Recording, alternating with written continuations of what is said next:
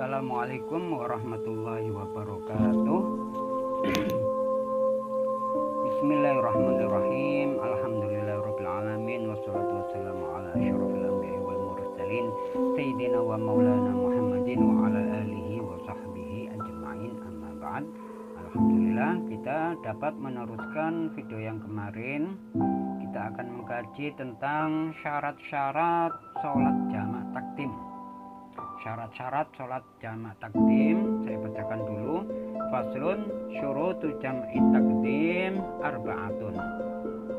Al-bada'atu bil ula wa niyatul jam'i fiha wal muwalatu bainahuma wa dawamul udri. Yang artinya syarat-syarat sholat jamak. Saya ulang, syarat-syarat sholat jamak takdim itu ada 4. Yang pertama, memulai dari sholat yang pertama. Jadi sholat jamak takdim itu mulai dari sholat yang pertama. Kalau sholatnya zuhur kan jamaknya dengan asar, maka yang dimulai pertama adalah sholat zuhurnya dulu. Jadi yang punya waktu dulu ya, untuk sholat jamak takdim. Kemudian yang kedua, niat jamak di dalam sholat yang pertama ya, ada keniatan di dalam sholat jamak di dalam sholat yang pertama. Jadi harus ada niat untuk menjamak sholat antara zuhur dengan asar ya. Kemudian yang ketiga yaitu berturut-turut antara sholat yang pertama dan sholat yang kedua, harus berturut-turut ya. Yang ketiga ini harus berturut-turut antara sholat yang pertama dan sholat yang kedua, tidak boleh dipisah lama ya. Setelah sholat zuhur kemudian ditinggal tiduran atau makan-makan atau yang lain sampai lama, ini tidak boleh. Maka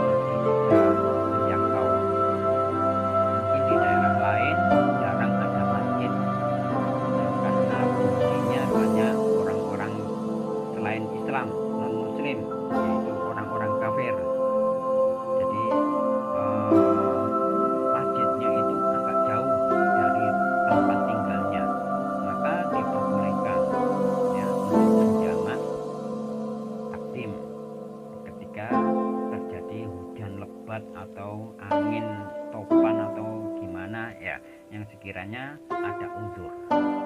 Kemudian catatan yang ketiga yang dimaksud berturut-turut adalah tidak dipisah oleh waktu yang kira-kira cukup untuk melakukan sholat 2 rakaat. Ya, kira-kira sholat 2 rakaat itu berapa menit ya? Anggaplah sholat 2 rakaat kita anggap 3 menit ya. Nah, kalau melebihi dari 3 menit itu sudah tidak dikatakan berturut-turut. Jadi harus berturut-turut untuk menjamak sholat. Jadi apalagi sampai makan dulu ya, apalagi setelah salam sholat pertama kemudian menunggu sholat yang kedua itu dengan makan, dengan istirahat dulu atau dengan yang lain. Tapi kalau ada uzur tidak masalah, seperti si makmum atau imamnya tadi batal ya, setelah sholat salam kemudian batal untuk mensucikan hadasnya atau sakit perut harus ke WC dulu, tidak apa-apa itu kalau ada uzur. Kalau tidak ada uzur harus berturut-turut ya, tidak boleh ditunda. Kemudian yang keempat adalah lafal niat jamak takdim. Itu contohnya seperti musolli fardhu dhuhri arba'a raka'atin majmu'an bil asri makmuman atau imaman nilai ta'ala, yang artinya aku niat sholat zuhur 4 rakaat dijamak dengan asar